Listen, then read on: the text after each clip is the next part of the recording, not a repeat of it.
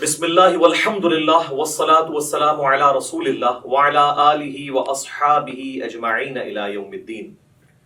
الحمدللہ آج 1 مارچ 2020 کو سنڈے کے دن علمی و تحقیقی مجلس نمبر 105 میں 105 نمبر میں ہم نماز کا پریکٹیکل طریقہ سیکھیں گے انشاءاللہ تعالی، اور اسی طریقے کے اندر ہم نماز میں جتنے پوسچرز ہیں کس طریقے سے بنانے ہیں، کون سا رکن کیسے ادا کرنا ہے اس کو سیکھیں گے۔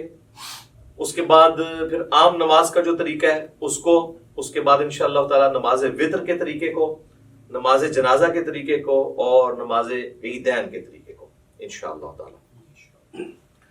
تو سب سے پہلے میں جو نماز کے لیے ہماری ریکوائرمنٹ ہے اس کو ڈسکس کرتا ہوں۔ وضو اور غسل والا معاملہ تو الگ سے ہے، یہ ساری چیزیں انڈرسٹوڈ ہیں۔ اس کے بعد جب آپ مسجد میں آئیں گے تو نماز کے لیے سب سے ضروری چیز یہ ہے کہ آپ قبلہ رخ کھڑے ہوں گے اور اپنے دماغ میں نیت کو حاضر کریں گے کہ آپ کون سی نماز پڑھنے جا رہے ہیں۔ جب تک نیت حاضر نہیں ہوگی نماز درست نہیں ہوگی۔ صحیح بخاری اور صحیح مسلم کی متفق علیہ حدیث ہے کہ اللہ کے محبوب صلی اللہ علیہ وآلہ وسلم نے فرمایا انما الاعمال بالنیات، اعمال کا دار و مدار نیتوں کے اوپر ہے۔ تو نیت کو حاضر کرنا ضروری ہے۔ زبان سے نیت کا اظہار کرنا یہ کوئی ثابت نہیں ہے، البتہ نیت کو ذہن میں حاضر کرنا کہ میں اس وقت کون سی نماز پڑھنے جا رہا ہوں، کس وقت کی نماز پڑھنے جا رہا ہوں اور کتنی رکعتیں پڑھنے جا رہا ہوں، نوافل پڑھنے جا رہا ہوں یا فرض نماز پڑھنے جا رہا ہوں، یہ ضروری ہے، ادروائز پھر نماز نہیں ہوگی۔ اور جب آپ قبلہ رخ کھڑے ہوں، اب ہم تو ڈسکس کر رہے ہیں انڈیویجول کی نماز، جب امام کے پیچھے نماز پڑھنی ہے اس کا پروٹوکول تھوڑا بہت جو ڈیفرنٹ ہے سب سیدھی کرنے کے اعتبار سے انشاءاللہ ہم پریکٹیکلی کریں گے، آپ سب لوگوں کو کھڑا کر کے انشاءاللہ تعالی۔ انڈیویجول جب کھڑے ہوں گے نماز کے لیے تو آپ نے اپنے پاؤں اتنے کھول لیں کہ نارمل جس کو کہا جاتا ہے، یعنی اگر میں اپنے اس بازو سے ایک سیدھا پرپینڈیکولر ڈرا کروں تو وہ سیدھا جا کے میرے پاؤں کے ایج کو پہنچے، نہ بہت زیادہ پاؤں کھول لیں اور نہ بہت زیادہ بہت کم۔ اور عموماً اگر آپ تقریباً 10 سے 11 انچ تک کھول لیں تو وہ نارمل تصور کیے جاتے ہیں۔ جیسے ہی آپ اس سے باہر نکلیں گے تو پھر جب آپ صف میں کھڑے ہوں گے تو کندھے سے کندھا نہیں ملے گا اور اسی طریقے سے پاؤں سے پاؤں نہیں ملیں گے، پاؤں ملائیں گے تو کندھا آؤٹ ہو جائے گا، کندھا ملائیں گے تو پاؤں آؤٹ ہو جائے گا۔ تو یہ یعنی دونوں کو اس طریقے سے بیلنس کرنا ہے۔ مرد کے لیے یہ ضروری ہے کہ وہ اپنی شلوار کو ٹخنوں سے اوپر رکھے۔ نماز کے علاوہ بھی سنت ہے، نماز میں تو اسپیسیفکلی سنت ہے مرد کے لیے، کیونکہ سنن ابی داؤد میں حدیث ہے اس مرد کی نماز نہیں ہوتی جس کا کپڑا ٹخنوں سے نیچے ہو۔ تو اس چیز کو انشور کرنا ہے کہ آپ کا کپڑا جو ہے وہ ٹخنوں سے اوپر ہے، یعنی جو لٹکانے والا کپڑا ہے۔ جرابیں اس کے اندر نہیں آتی، وہ لٹکائی نہیں جاتی، وہ پہنی ہوئی ہوتی ہے۔ اس کے بعد اگر آپ کی آستینیں وضو کی وجہ سے چڑھی ہوئی ہیں اوپر، ان آستینوں کو نیچے کریں۔ کف ثوب بھی منع ہے۔ اسی طریقے سے تہمد کو یا شلوار کو اوپر کرنے کے لیے یوں اڑیسنا، اس کو اندر کی طرف موڑنا، یہ بھی منع ہے، یہ بھی کف ثوب کے اندر آتا ہے۔ صحیح بخاری میں ان چیزوں کی ممانعت موجود ہے نبی صلی اللہ علیہ وآلہ وسلم کے ریفرنس سے۔ تو اس اعتبار سے ان ساری چیزوں کو دیکھ لینا ہے۔ پھر آپ نے قبلہ رخ کھڑے ہونا ہے اس حال میں کہ آپ جب قیام کے لیے اپنے ہاتھوں کو بلند کریں تو آپ کے یہ چیز ذہن میں ہونی چاہیے کہ میں اللہ تعالیٰ کے سامنے ہینڈز اپ کرنے جا رہا ہوں۔ یہ رفع الیدین کا ایک فلسفہ ہے، اور یہ جب ذہن میں ہوگا تو پھر نماز کے اندر خشوع و خضوع بھی نصیب ہوگا انشاءاللہ تعالیٰ۔ رفع الیدین کیسے کرنا ہے؟ اپنے ہاتھوں کو نارملی بلند کرنا ہے، یعنی اس کونی کو اگر ہم پیوٹ مانیں تو یہ کونی اگر ہم یوں رکھتے ہوئے اپنے ہاتھ کو یوں بلند کریں تو آپ دیکھیں گے کہ میری جو انگلیاں ہیں وہ کانوں کی سیدھ میں آ گئی ہیں، سائڈ سے جا کے دیکھیں، اور میری ہتھیلی جو ہے وہ کندھے کی سیدھ میں آ گئی ہے۔ یہ سنت طریقہ ہے۔ اور اس دوران ہاتھ کی انگلیاں اتنی کھلی ہوئی ہونی چاہیے جو نارمل ہے۔ سنن ابی داؤد میں حدیث ہے کہ نبی علیہ السلام جب رفع الیدین کرتے تھے تو ہاتھوں کی انگلیوں کو پھیلا کر کرتے تھے۔ پھیلانے سے مراد یہ نہیں ہے کہ ایسے کرتے تھے، تو بالکل اب نارمل طریقہ ہے، یعنی وہ راوی یہ بتانا چاہ رہے ہیں کہ نبی علیہ السلام ہاتھوں کو یوں نہیں رکھتے تھے بلکہ نارملی رکھتے تھے. اب آپ اس کو یوں دیکھیں گے تو میں جب اس کو ہاتھ کو بلند کروں گا تو آپ یہ دیکھیں میرے دونوں انگلیاں کانوں کی سیدھ میں ہیں, میری ہتھیلیاں کندھے کی سیدھ میں ہیں, اور میری ہتھیلیاں قبلہ رخ ہیں, اور اس دوران یہاں پر ہی تھوڑی دیر کے لیے روکتے ہوئے میں اللہ اکبر کہوں گا اور اس کے بعد اپنے ہاتھوں کو باندھوں گا. اب جتنے بھی رفع الیدین ہوں گے وہ اسی طریقے کے ساتھ ہوں گے. صحیح مسلم میں حدیث ہے کہ نبی صلی اللہ علیہ وآلہ وسلم اپنے ہاتھوں کو کانوں تک بلند کرتے تھے. صحیح بخاری میں حدیث ہے کہ نبی علیہ السلام اپنے ہاتھوں کو کندھوں تک بلند کرتے تھے. اس میں تطبیق یہی بنتی ہے کہ آپ ہاتھ اس طرح بلند کرتے تھے کہ اگر انگلیاں دیکھی جائیں تو وہ کانوں کی سیدھ میں آ جائیں اور ہتھیلیاں دیکھی جائیں تو وہ کندھوں کی سیدھ میں آ جائیں. یہ نارمل پوزیشن ہے اور یہ بالکل صحیح ہونا چاہیے. اس کے لیے پریکٹس کرنے کا طریقہ ہے کہ آپ شیشے کے آگے کھڑے ہوں اور اس کی پریکٹس کریں. بعض لوگ ہوتے ہیں ان کے ہاتھ یوں ہوئے ہوتے ہیں, یوں ہوتے ہیں, کچھ یوں ہوئے ہوتے ہیں. یہ پریکٹس آپ کو کرنی پڑے گی. کسی کا ایک ہاتھ اونچا ہوتا ہے, نیچے ہوتا ہے, تو یہ اب مجھے جو آپ میں یہ کر رہا ہوں میرے سامنے شیشہ نہیں, یہ میری پریکٹس کی وجہ سے یہ سیدھا نظر آ رہا ہے. بعض اوقات آپ سمجھ رہے ہوں گے کہ سیدھا ہے لیکن وہ سیدھا ہوتا نہیں ہے, ٹیڑھا ہو جاتا ہے. تو اس کے لیے آپ کو پریکٹس کرنی پڑے گی. اور رفع الیدین کرتے ہوئے آپ نے اللہ اکبر کہہ کے ہاتھوں کو باندھنا ہے. یہ صحیح بخاری کے اندر یہ بھی حدیث موجود ہے کہ نبی علیہ السلام رفع الیدین کرتے اور اللہ اکبر کہتے. اور صحیح بخاری مسلم میں یہ بھی ملتا ہے کہ آپ صلی اللہ علیہ وآلہ وسلم اللہ اکبر کہتے اور رفع الیدین کرتے. لہٰذا اس چکر میں نہیں پڑنا کہ پہلے رفع الیدین کرنا ہے یا پہلے اللہ اکبر کہنا ہے.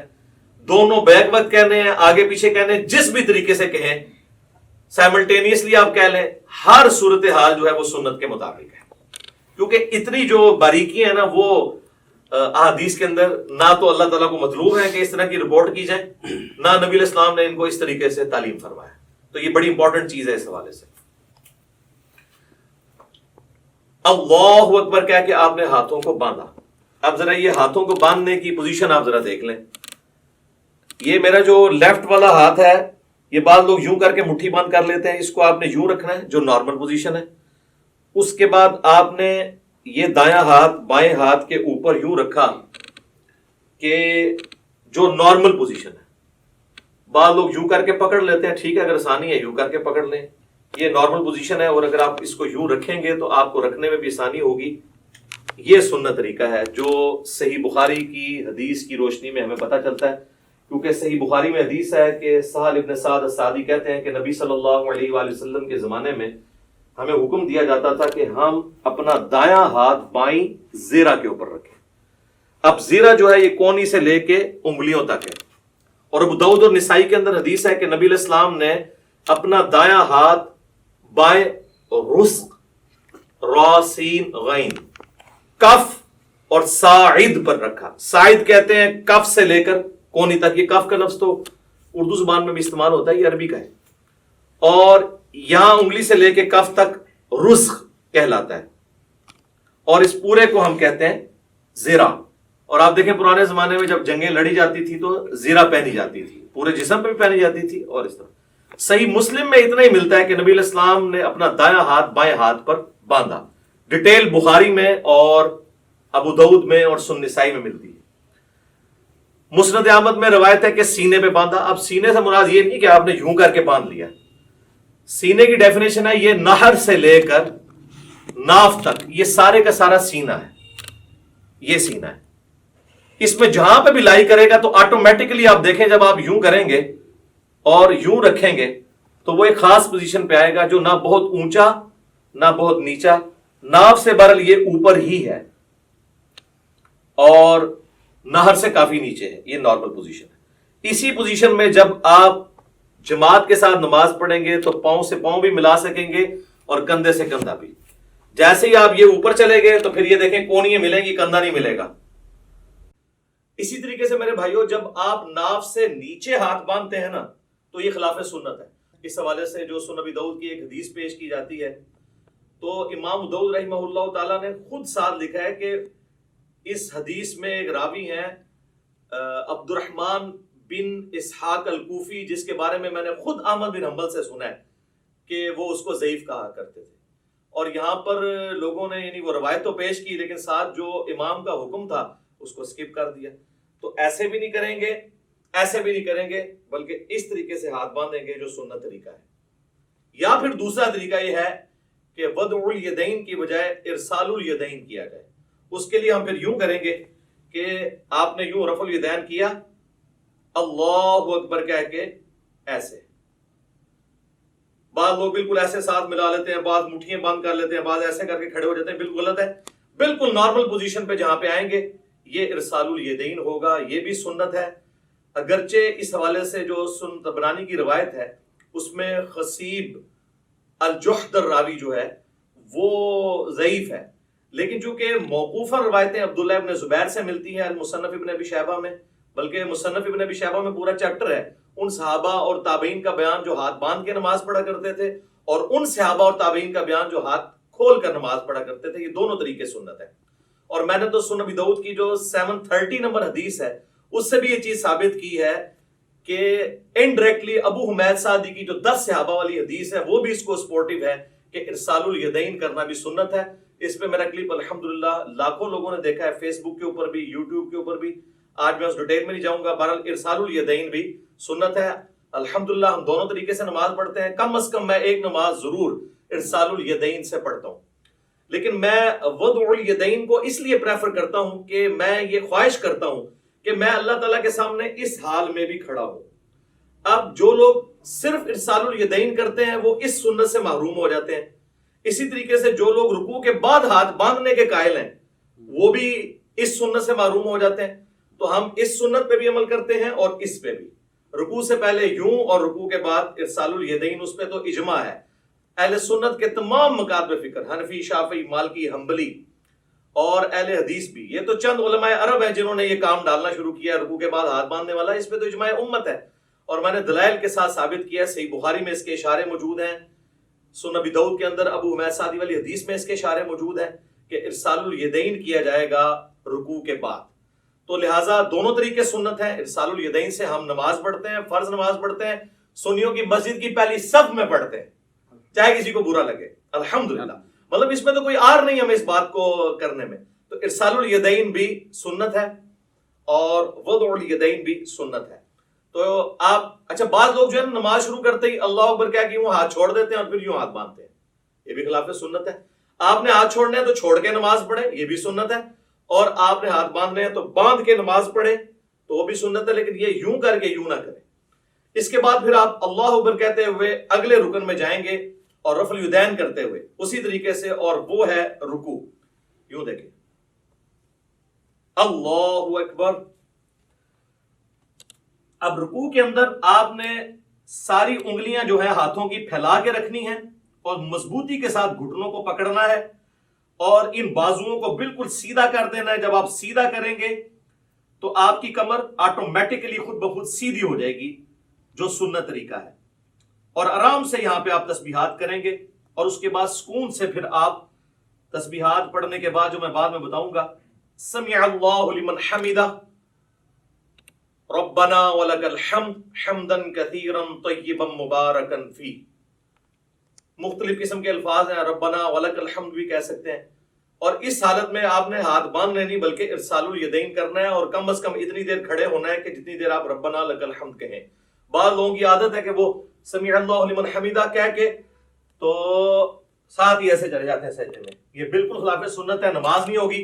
بلکہ بخاری مسلم میں بڑی ڈیٹیل حدیث ہے، جو ایک صحابی نے نماز پڑھی، نبی علیہ السلام کے پاس حاضر ہوا، سلام عرض کیا، آپ علیہ السلام نے وعلیکم السلام ورحمۃ اللہ کہا اور کہا کہ دوبارہ نماز پڑھو، تو نے نماز پڑھی نہیں، 3 دفعہ اسی طریقے سے ہوا۔ پھر اس نے عرض کیا، اللہ کے نبی مجھے نماز سکھائیں، تو آپ صلی اللہ علیہ وآلہ وسلم نے فرمایا کہ سکون کے ساتھ قیام کرو اور پھر قرآن جتنا مقدر ہے وہ پڑھو، اس کے بعد سکون سے رکوع کرو، رکوع کے بعد بالکل سیدھے کھڑے ہو جاؤ یہاں تک کہ ہر ہڈی اپنی جگہ پہ آ جائے، پھر سجدے کے لیے جاؤ اور پھر 2 سجدوں کے درمیان اس طرح بیٹھو کہ ہر ہڈی اپنی جگہ پہ آ جائے، پھر دوسرا سجدہ کر کے بھی بیٹھو اور پھر دوسری رکعت کے لیے کھڑے ہو، یعنی جلسہ استراحت بھی کرو۔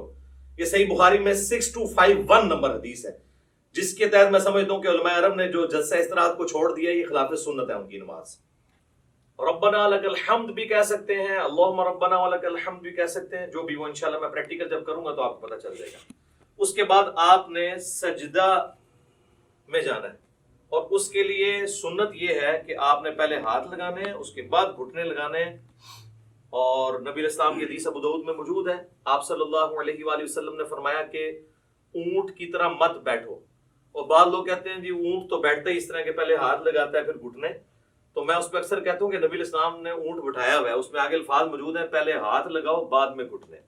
پھر صحیح بخاری میں جو حدیث ہے 803 نمبر، اس سے پہلے امام بخاری نے باقاعدہ عبداللہ ابن عمر کا عمل لکھا ہے جس کی پوری سند مصنف ابن ابی شیبہ میں موجود ہے کہ عبداللہ بن عمر جب سجدے میں جانے لگتے تھے پہلے ہاتھ لگاتے تھے بعد میں گھٹنے. لہذا علماء عرب جو نماز پڑھتے پہلے گھٹنے لگاتے ہیں، یہ سنت سے دور ہے ایز کمپیئر ٹو اس عمل کے جو ہم کرنے لگے ہیں. ربنا لک الحمد حمدا کثیرا طیبا مبارکا فی. اس کے بعد آپ سجدے کی طرف جھکیں گے تو آپ نے یہ دیکھیں یہ خود بخود اپنی جگہ بنائے گا ہر چیز. آپ دیکھ رہے ہیں میری انگلیاں ایسی جگہ پہ آئی ہیں کہ جب میں اس ایج کے اوپر سجدہ کروں گا تو میری انگلیاں کانوں کی سیدھ میں آئیں گی اور ہتھیلیاں کندھے کی سیدھ میں، جس طرح کے رفع الیدین کے وقت تھی، اور انگلیاں آلموسٹ نارمل پوزیشن میں ہوں گی. ایک ضعیف روایت ملتی ہے جس میں آپ صلی اللہ علیہ وآلہ وسلم کے بارے میں آتا ہے کہ انگلیاں ملا کے سجدہ کرتے تھے. کچھ تابعین کے بارے میں صحیح سند سے بھی ملتا ہے کہ وہ پسند کرتے تھے کہ انگلیاں ملا کے کی جائیں، لیکن اس پہ کوئی مرفوع یا موقوف حدیث اس حوالے سے نہیں ملتی. آپ نارمل پوزیشن میں رکھیں، اتنی نہ کھول دیں کہ یہ قبلہ رخ سے ہٹ جائیں، یہ نارمل پوزیشن میں. اور اگر کسی نے یوں رکھنی ہے تو یوں بھی رکھ سکتا ہے، اس میں ذرا تردد ہوتا ہے، اس میں ہتھیلیاں بھی لگ جاتی ہیں اور آپ آلموسٹ یہ قبلہ رخ ہی ہوتی ہیں انگلیاں. کانوں کی سیدھ میں انگلیاں آ جائیں گی، یعنی کہ یہ دو آنکھوں کے درمیان آپ آنکھوں کی سیدھ میں رکھیں گے، خود بخود کانوں کی سیدھ میں آئیں گی، اور ہتھیلیاں جو ہیں وہ شولڈر کی سیدھ میں. اور پھر آپ نے پہلے ناک لگانا ہے، اس کے بعد ماتھا لگانا ہے.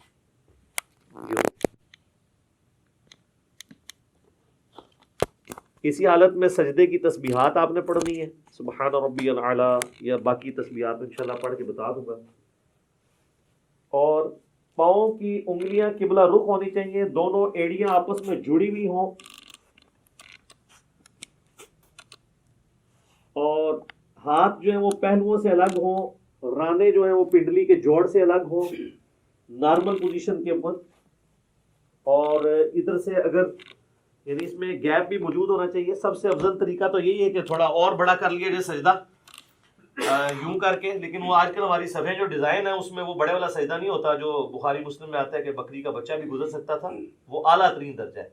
جس چیز سے منع کیا گیا نا وہ یہی ہے کہ آپ نے، بخاری مسلم میں آتا ہے کہ کونیاں زمین پہ کتے کی طرح نہیں یوں بچھانی. اور ظاہر ہے اس حکم میں مرد و عورت دونوں ہی شامل ہیں نماز کے طریقے کے اعتبار سے. تو اس کو اٹھا کے رکھنی ہے اور پہلوؤں سے الگ رکھنا ہے، پیٹ سے نہ ٹچ کریں، پیٹ جو ہے وہ یہ رانوں سے الگ رہے، اور ران اور پنڈلی کا جوڑ جو ہے یہ الگ الگ رہے. اس حالت میں آپ نے سجدہ کرنا ہے. تو یہ اس کے بعد اللہ اکبر کیا ہے کہ آپ نے جب بیٹھنا ہے تو آپ کی پوزیشن کیا ہونی چاہیے کہ آپ یہ انگلیاں قبلہ رخ ہوں. یہاں پہ بھی نارمل، یوں کرنے کی ضرورت نہیں ہے، نارمل رکھیں جہاں آپ کو آسانی رہتی ہے. اس طریقے سے بھی سنت ہے. صحیح مسلم کے اندر یہ طریقہ بھی آیا ہے اور صحیح مسلم کے اندر یہ طریقہ بھی آیا ہے. یہ دونوں طریقے سنت ہے. یہاں پہ مشہور ہے کہ جی وہ اگر کسی کی انگلیاں یوں نیچے ہو جائیں تو اس کی انگلیاں کاٹ دی جائیں، جبکہ صحیح مسلم میں کہ نبی علیہ السلام جب آخری رکعت میں تورک بیٹھتے تھے جو میں اینڈ پہ بتاؤں گا، تو اپنے بائیں ہاتھ سے اپنے گھٹنے کو لقمے کی طرح پکڑ لیتے تھے. تو یوں بھی رکھنا سنت ہے، اور جب یوں رکھیں گے تو ابو داؤد میں حدیث ملتی ہے سنن نسائی کے اندر کہ نبی علیہ السلام کی جو یہ زرہ ہے وہ ران کے ساتھ لگ جایا کرتی تھی. آپ یہ دیکھیں لگی ہوئی ہیں دونوں زریں ران کے ساتھ لگی ہوئی ہیں. اور جب یوں رکھیں گے تو پھر یہ ران سے اٹھ جائیں گی. یہ طریقہ بھی سنت ہے، اس میں کوئی فرق نہیں ہے، دونوں طریقے سنت ہیں. یہ دو سجدوں کے درمیان آپ بیٹھیں گے اور اس میں آپ نے جو تسبیحات پڑھنی ہے رب اغفر لی رب اغفر لی، اس کے علاوہ اور تسبیحات بھی ہیں. بعض لوگ یہاں پہ بھی انگلی اٹھا لیتے ہیں، وہ حدیث بھی کمزور ہے، سفیان ثوری کی تدریس کی وجہ سے. انگلی نہیں اٹھانی، نارمل رکھنا ہے آپ نے. اس کے بعد پھر اللہ اکبر کہہ کے آپ نے دوسرے سجدے میں جانا ہے اور پھر اسی طریقے سے تسبیحات کرنی ہے. ناک بھی لگنا چاہیے، ماتھا بھی لگنا چاہیے، اور زمین کی سختی ہلکی سی معلوم ہونی چاہیے. بالکل نہیں ہوا میں سجدہ ہو رہا ہو. بہتر ہے مٹی والی جگہ پہ ہو تو زیادہ افضل ہے اور نبی علیہ السلام کو پسندیدہ بھی ہے. باقی چٹائی وغیرہ بھی جائز ہے، میں نے اس کے حوالے سے بھی کافی ویڈیوز ریکارڈڈ موجود ہیں. دوسرا سجدہ کر کے بھی آپ اللہ اکبر کر کے بیٹھیں گے. صحیح بخاری میں 6251 نمبر حدیث ہے، نبی علیہ السلام حکم دیتے تھے کہ نماز میں سکون کرو اس حال میں کہ تم نے بیٹھنا ہے اور اس کے بعد پھر دوسری رکعت کے لیے کھڑے ہونا ہے. اچھا اس دوران یہ آپ دیکھیں جب دو سجدوں کے درمیان بیٹھنا ہے نا تو بایاں پاؤں لٹانا ہے اور دائیں پاؤں کو کھڑا رکھنا ہے. یہ جہاں پہ آپ کو نارمل لگے. بعض لوگوں کے پاؤں شروع سے عادت نہیں ہوتی ہے تو وہ پاؤں بےچارے جو ہیں وہ کھڑا نہیں کر سکتے، تو ان کو کبھی بعض کا ایسے کرنا پڑتا ہے. کر سکتے ہیں، جائز ہے، ایسے کر سکتے ہیں جیسے اس کو آسانی لگے یوں. لیکن سنت یہ ہے کہ دایاں پاؤں آپ کھڑے کریں گے اور بائیں کو لٹا کے اس پہ بیٹھیں گے دو سجدوں کے درمیان. پھر دوسرا سجدہ کر کے بھی ایسے ہی بیٹھیں گے اور پھر اللہ اکبر کہہ کے ہاتھوں کا سہارا لیتے ہوئے، صحیح بخاری میں حدیث ہے نبی علیہ السلام اعتماد کرتے ہوئے اٹھتے تھے. تو اعتماد کرتے ہوئے بعض لوگوں نے یہاں پہ وہ مٹھی بنانے والی وہ ایک کمزور روایت تھی اس کا سہارا لیا، وہ کمزور روایت ہے. نارمل بخاری میں اعتماد، تو اعتماد ویسے ہی ہوگا جیسے عام حالت میں بندہ اٹھے گا، یہ اعتماد کا طریقہ ہے نارمل. یوں کرنے سے یہاں پہ نشان بن جاتے ہیں اور میں نے دیکھا لوگوں کی یہ ساری جگہ کالی ہوئی ہوتی ہیں.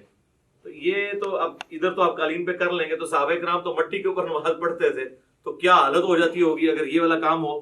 تو وہ ایسے ایسے میں نے دیکھا یوں کر کے کھڑے ہو رہے ہوتے ہیں اور وہ کہتے ہیں مٹھیوں والی حدیث، وہ تو روایت ہی کمزور ہے. بخاری میں واضح ہے کہ نبی علیہ السلام اعتماد کر کے تو دوسری رکعت کے لیے کھڑے ہوتے تھے. اور اب جب ہم نے دوسرے سجدے سے سر اٹھانا ہے اللہ اکبر کہنا ہے، لیکن یہاں بیٹھنا ہے تو کچھ نہیں پڑھنا، بس اتنی دیر بیٹھنا ہے کہ سارے اعضاء اپنی جگہ پہ آ جائیں. اس کے بعد بغیر اللہ اکبر کیے ہوئے یوں کھڑے ہونا ہے اور پھر ارسال الیدین کر رہے ہیں تو ایسے کھڑے ہو کے اگلی رکعت شروع کرنی ہے، اور وضع الیدین کر رہے ہیں تو اپنے ہاتھ باندھ کے. دونوں طریقے درست ہیں. اور پھر دوسری رکعت کو آپ نے اسی طریقے سے مکمل کرنا ہے. جب دوسری رکعت میں آپ تشہد میں پہنچیں گے، آپ دیکھ رہے ہیں دوسری رکعت جو ہے رفع الیدین کے بغیر شروع ہوئی ہے. جب ہم کھڑے ہوئے ہیں تو ہم نے رفع الیدین کر کے ہاتھ نہیں باندھے بلکہ ڈائریکٹ ہاتھ باندھے. اور رکھتے جتنی ہیں وہ رفع الیدین سے شروع ہوتی ہیں، یعنی طاق رکھتے ہیں پہلی اور تیسری. دوسری اور چوتھی بغیر رفع الیدین کے شروع ہوتی ہے. لیکن جو دوسرے والے رفع الیدین ہیں رکوع میں جاتے وقت اور رکوع سے اٹھتے وقت، یہ ہر رکعت میں ہوتا ہے. ایک اور رفع الیدین بھی ہے جو انس بن مالک سے جز رفع الیدین میں امام بخاری نے نقل کیا ہے دو سجدوں کے درمیان، تابعین سے بھی ثابت ہے، وہ بالکل ہم جائز سمجھتے ہیں. اب اگر کسی نے وہ کرنا ہے، ہمارے اہل تشیع بھائی کرتے ہیں، تو پہلے سجدے سے آپ اٹھیں اللہ اکبر کہہ کے یہاں پہ بیٹھے رب اغفر لی رب اغفر لی اللہم اغفر لی وارحمنی واہدنی وعافنی وارزقنی. اس کے بعد آپ نے یوں کرنا ہے اللہ اکبر اور پھر دوسرے سجدے میں جانا. تو یہ طریقہ بھی درست ہے کیونکہ صحابہ کرام سے ثابت ہے. لیکن اکثر احادیث سجدوں کے بغیر رفع الیدین والی ہیں. یہ اکثر لوگ کہہ رہے ہوتے ہیں سجدوں میں بھی ہے، تو ہم تو سجدوں میں بھی قائل ہیں، میں تو سجدوں میں بھی کر لیتا ہوں، ارسال الیدین سے بھی نماز پڑھ لیتا ہوں، وضع الیدین سے بھی پڑھ لیتا ہوں. تو اس میں کوئی فرق نہیں ہے، جو سنت طریقے ثابت ہے. تو دوسری رکعت میں جب آپ بیٹھیں، اگر تو 4 رکعت والی نماز ہے تو پھر آپ یوں ہی بیٹھیں گے جس طرح آپ جلسے کے اندر بیٹھتے ہیں. دو سجدوں کے درمیان جو بیٹھنا ہے وہ جلسہ کہلاتا ہے، جس طرح رکوع کے بعد کھڑے ہونا قومہ کہلاتا ہے. تو یوں کر کے بیٹھیں گے، اسی طریقے سے یہ پاؤں کھڑے ہوئے ہوں گے اور یہاں پہ آپ تشہد پڑھیں گے. اور تشہد بیٹھتے ہی آپ نے اپنی انگلی بلند کر لینی ہے. صحیح مسلم میں 4 حدیث ہیں رفع سبابہ کے اوپر، یعنی انگلی کو بلند کرنا. اس میں سنت طریقہ یہ کہ آپ نے یہ درمیان والی انگلی اور انگوٹھے کا یوں ہلکا بنانا ہے ایسے کر کے. اور ابو داؤد میں الفاظ ہے کہ نبی علیہ السلام جب انگلی اٹھاتے تھے ہلکی سی جھکی رکھتے تھے، یہ ایسے کر کے نہیں اٹھانی، اور مسلسل تشہد میں بیٹھتے ہی اس کو اٹھا لینا ہے. اور اگر آخری تشہد میں ہے تو دعاؤں میں پہنچ کے اس کو ہلکی ہلکی یوں حرکت بھی دینی ہے. یہ بھی ثابت ہے. اور صحیح مسلم میں عبداللہ ابن زبیر جو نقل کر رہے ہیں وہ صرف اشارے کو نقل کر رہے ہیں، حرکت کو نہیں کر رہے. تو بغیر حرکت کے بھی اشارہ تھروٹ یوں کرنا یہ ثابت ہے. یہ طریقہ بھی ثابت ہے انگلی اٹھانے کا. اور ایک یہ طریقہ بھی ہے انگوٹھے کو اس جڑ میں رکھ کے یوں کر کے، اس کو کہتے ہیں وہ 53 کا عدد بنانا. یہ بھی طریقہ ٹھیک ہے، یہ دونوں طریقے ٹھیک ہیں. یہ عمومی طریقہ احادیث کے اندر رپورٹ ہوا ہے، چاہے یہاں پہ رکھیں چاہے یہاں پہ رکھیں، دونوں طریقے درست ہوں گے تشہد میں۔ اور یہ میں درمیان والے تشہد کی بات کر رہا ہوں جو 2 رکعتوں کے بعد ہے۔ جب آپ 4 رکعت پڑھ رہے ہو تو محمدن عبدہ و رسولہ تک پڑھ کے ساتھ دروشی بھی پڑھ لیں تو افضل ہے۔ وہ مسند احمد میں حدیث موجود ہے کہ آپ تشہد کے بعد بھی کھڑے ہو سکتے ہیں۔ سنن نسائی میں، صحیح مسلم میں موجود ہے کہ نبی علیہ السلام جب 9 رکعت وتر پڑھا کرتے تھے تو 8ویں رکعت میں بیٹھتے، تشہد پڑھتے، دروشی پڑھتے، اس کے بعد دعائیں پڑھتے، اور پھر آپ صلی اللہ علیہ وآلہ وسلم کھڑے ہوتے تھے 9ویں رکعت کے لیے۔ تو درمیان والے تشہد میں پڑھ سکتے ہیں۔ بہرحال اس میں جب آپ کھڑے ہوں گے دروشی پڑھنے کے بعد اللہم صلی علی محمد وعلی آل محمد اتنا بھی پڑھ لیں تو کافی ہے۔ یہ بھی سنن نسائی میں 1293 نمبر 1293 نمبر حدیث ہے۔ نبی اسلام نے یہ مختصر دروشی بھی تعلیم فرمایا۔ تو اللہ اکبر کہہ کے جب کھڑے ہوں گے تو زمین پر اعتماد کریں گے یوں، اور اٹھتے وقت پہلے گھٹنے اٹھائیں گے، اس کے بعد آپ ہاتھوں کو اٹھائیں گے۔ جاتے وقت ہاتھ پہلے لگاتے ہیں، گھٹنے بعد میں، اور اٹھتے وقت اس کو اس طریقے سے آپ ریورس کرتے ہیں۔ یعنی دوسرے الفاظ میں جو کچھ آپ نے بچپن سے سیکھا ہے تقریباً اس کے الٹ ہی کرتے ہیں آپ۔ پہلے گھوڑے لاندے نے پھر ہاتھ لاندے نے، تو اس طرح ذرا آسانی سے سمجھ آ جائے گا۔ اسی کو ہم نے عرض کیا ہے کہ مرنے سے پہلے ہے مسلمان کر لے اس پہ غور، کتابوں کا خدا اور ہے، بابوں کا خدا اور ہے۔ اچھا لوگ بڑا پراپوگنڈا کر رہے ہیں اس نے 2 خدا کر دیے ہیں۔ 2 خدا نہیں ہم نے کیے ہیں، ہم نے یہ بتایا کہ اس خدا کا تعارف جو آپ نے کروایا ہے وہ نہیں ہے جو نبی علیہ السلام نے کروایا۔ وہ تو میں نے کلیریفائی بار بار کیا، ان کو بھی خیر سمجھ ہے۔ تو یہ کتابوں کی نماز آپ کو سکھا رہے ہیں جو نبی علیہ السلام نے امت تک، صحابہ، اہل بیت، تابعین، تبع تابعین کے ذریعے ہم تک پہنچائی ہیں الحمدللہ۔ اچھا اب چونکہ تیسری رکعت ہے تو تیسری رکعت میں جب ہم زمین پہ اعتماد کر کے کھڑے ہوں گے تو آپ اللہ اکبر، یہاں سے کھڑے ہوتے ہی آپ نے اللہ اکبر کہنا ہے، یعنی اللہ اکبر۔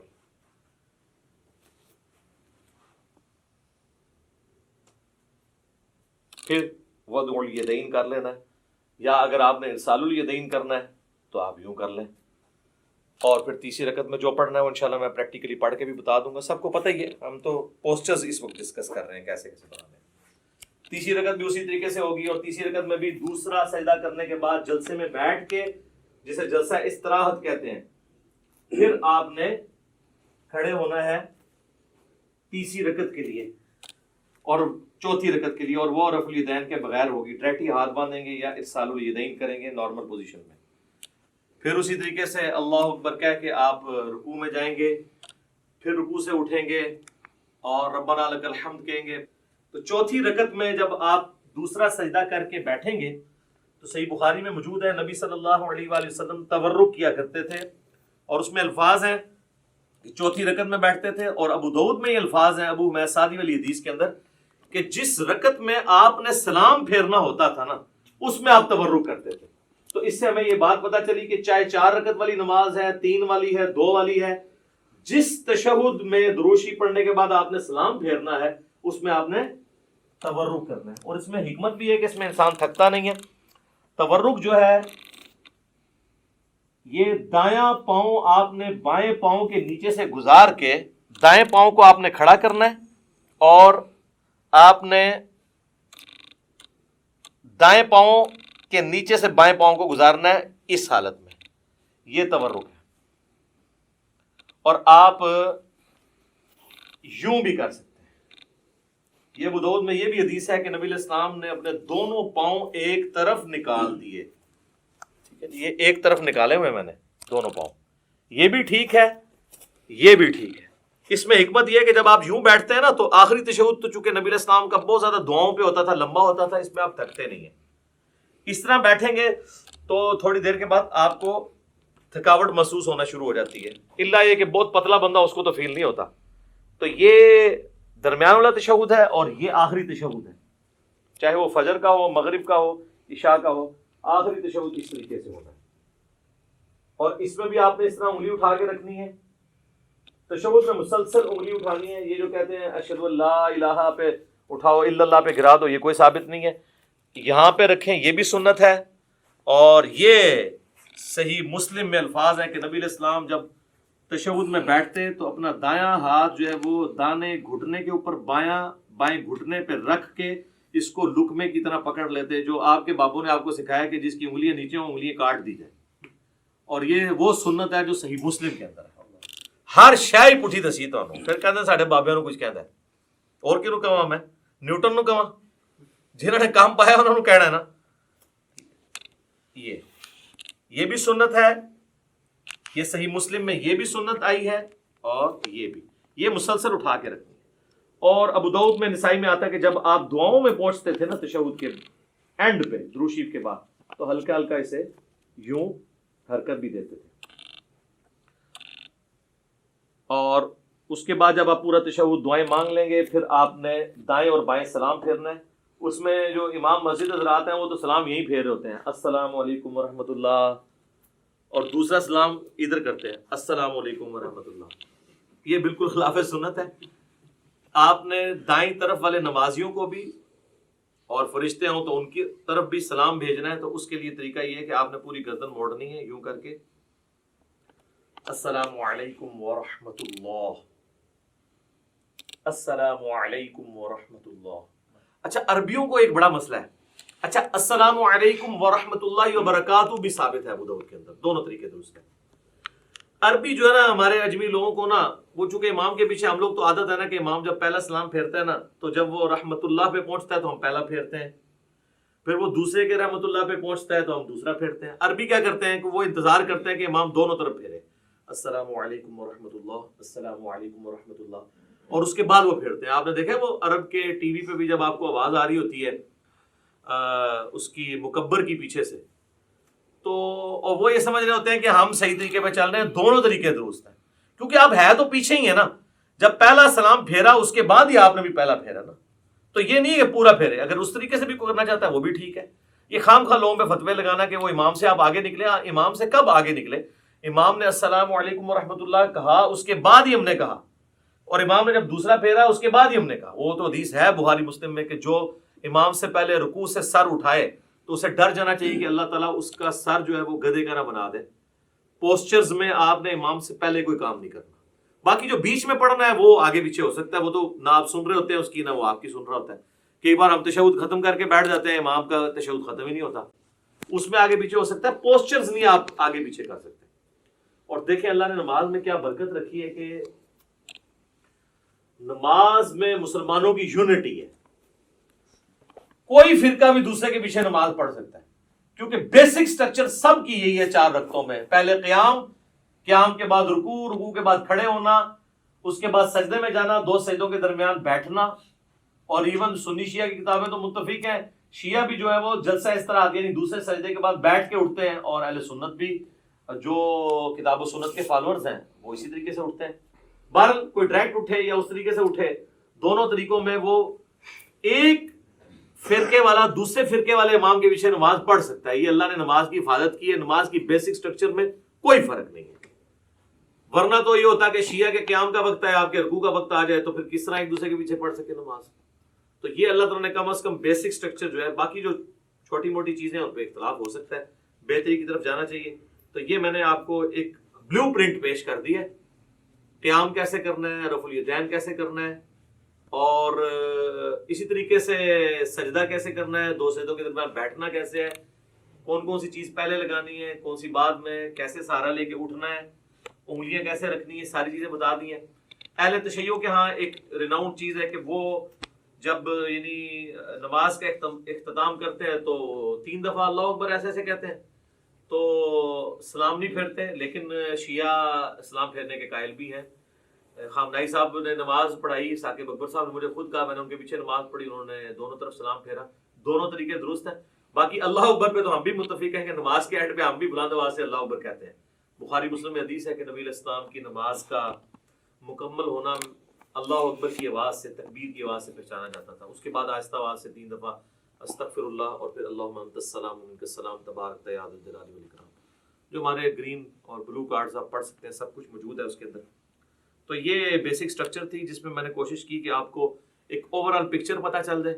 اب میں فزیکلی آپ کو نماز پڑھ کے بھی بتاؤں گا تاکہ آپ کو پتہ چل جائے کہ اس میں میں نے یہ پڑھنا ہے اور اس طرح پڑھنا ہے اور کم از کم اتنا پڑھنا ہے. زیادہ تو آپ جتنا گڑ ڈالیں میٹھا ہوگا. لیکن اس لیول پہ جانے سے پہلے میں آپ کو ایک بلو پرنٹ باقی نمازوں کا بھی بتا دیتا ہوں. یہ تو 4 رکعتوں کا بتایا, اگر 2 رکعتیں ہوتی تو میں دوسری رکعت میں یوں تورک بیٹھ جاتا.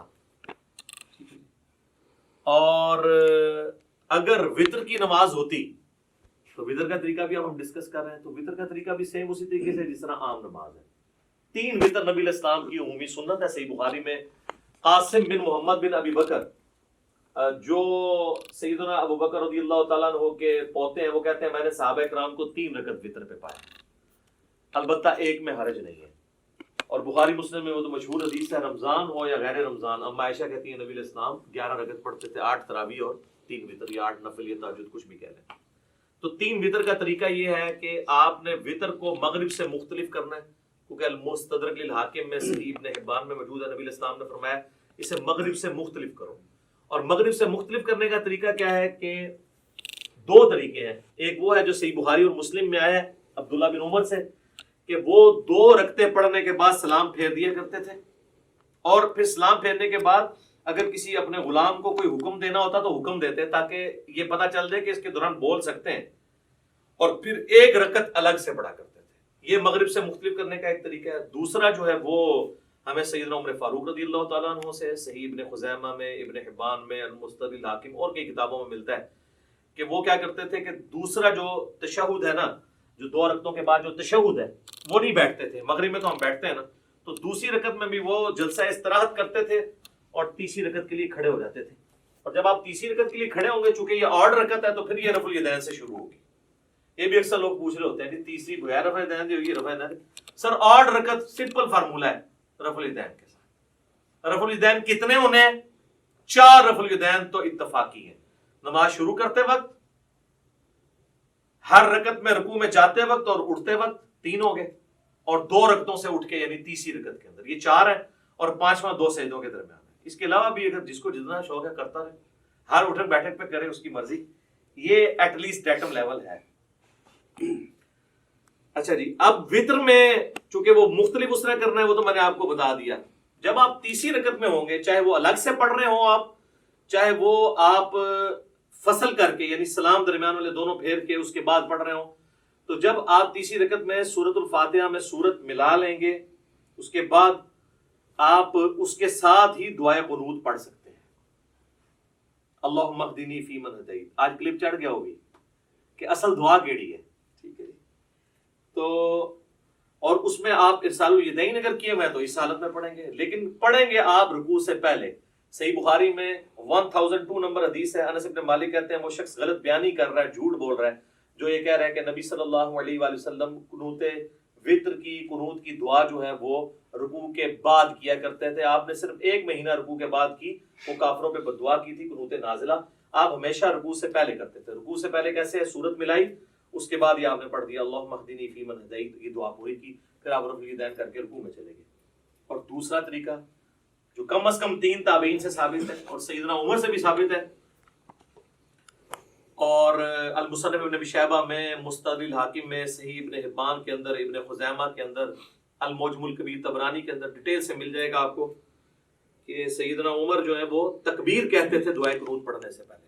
یعنی سورت ملا لی, اس کے بعد سورت ملانے کے بعد آپ نے اللہ اکبر کیا, تکبیر کہی, اور دوبارہ ہاتھ باندھ کے آپ نے دعائے قنوت مانگی.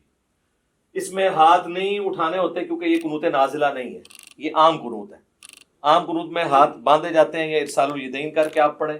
ہاتھ اٹھانے والی کافروں پہ بددعا ہے, اور وہ ہوتی بھی رکوع کے بعد ہے, اور وہ ہوتی بھی عموماً فرض رکعت جو فرض نماز ہے اس کی آخری رکعت میں رکوع میں جانے کے بعد ہوتی ہے, جو سنت ہے.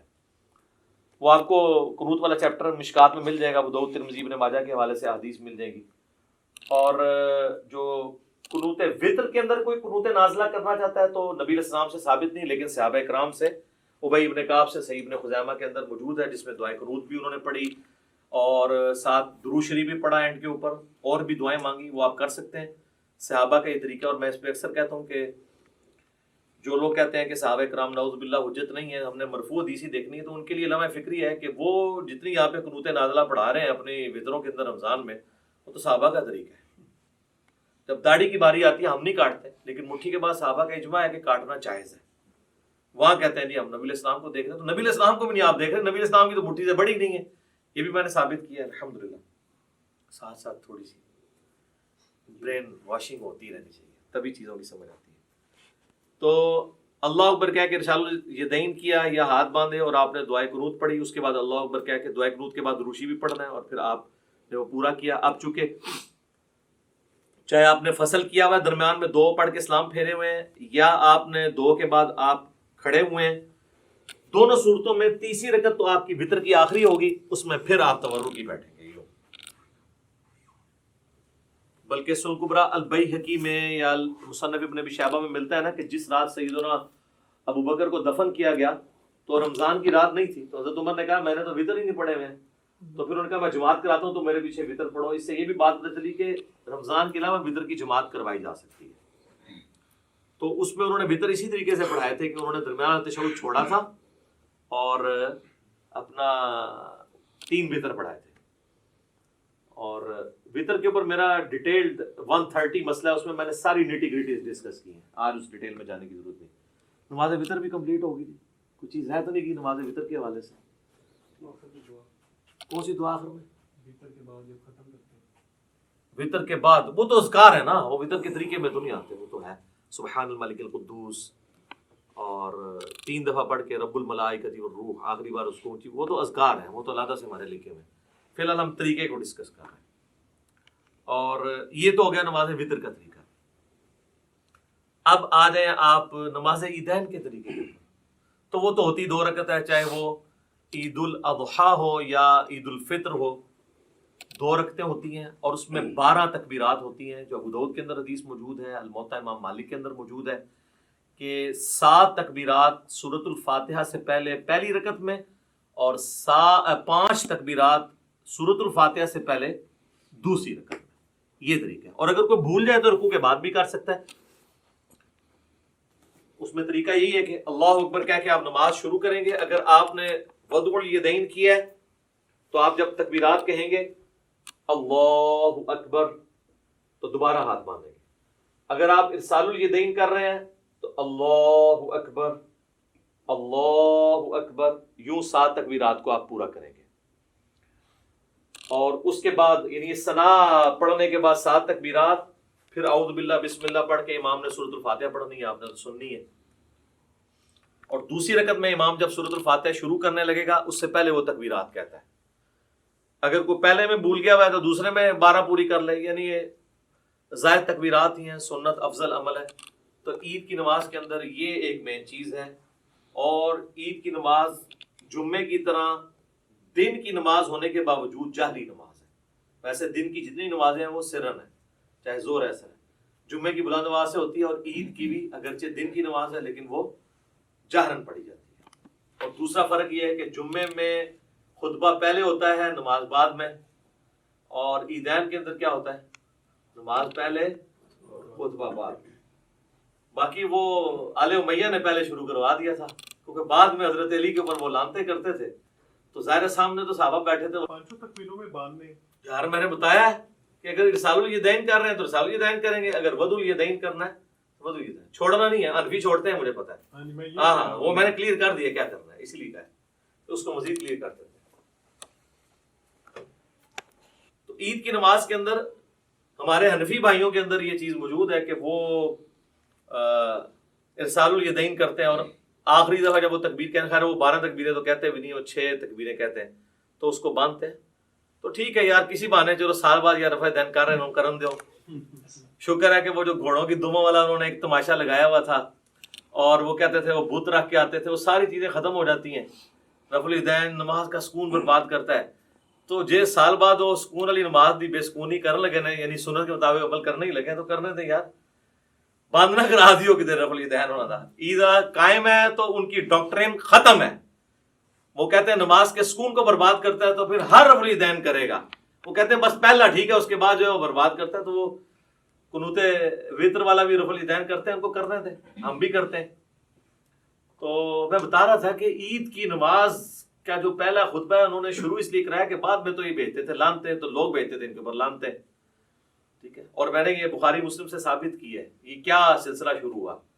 تو کربلا ہر جگہ آئے گی، یہ آپ نے یاد رکھنا ہے، کربلا سے آپ کی جان نہیں چھوٹنی، ٹھیک ہے. تو یہ ہو گیا جناب عیدین کا طریقہ، دونوں عید کی نمازوں کا یہی طریقہ ہے. اور نیت سب کے لیے وہی ہے، ذہن میں حاضر کرنی ہے. لوگ عید والے دن نیت یاد کرا رہے ہوتے ہیں کہ جناب یاد کر لو ہے کرنی ہے. اچھا جی، اب آ جائیں اب آخر میں نماز جنازہ کی. نماز جنازہ بھی جو ہے یہ بھی کبھی کبھار ہی پڑھنی ہوتی ہے، اس لیے اس کی بھی تکبیرات کس طریقے سے ہوں گی، نیت کیا ہے وہ لوگ یاد کروا رہے ہوتے ہیں. نیت پھر ذہن کو حاضر کرنے کا نام ہے اور آپ نے نماز پڑھی. لیکن نماز جنازہ اس لیے مختلف ہے کہ یہ عام نمازوں کی طرح نہیں ہے، نہ اس میں رکوع ہے نہ اس میں سجدہ ہے، اس لیے اس کا پروٹوکول ذرا ڈیفرنٹ ہے.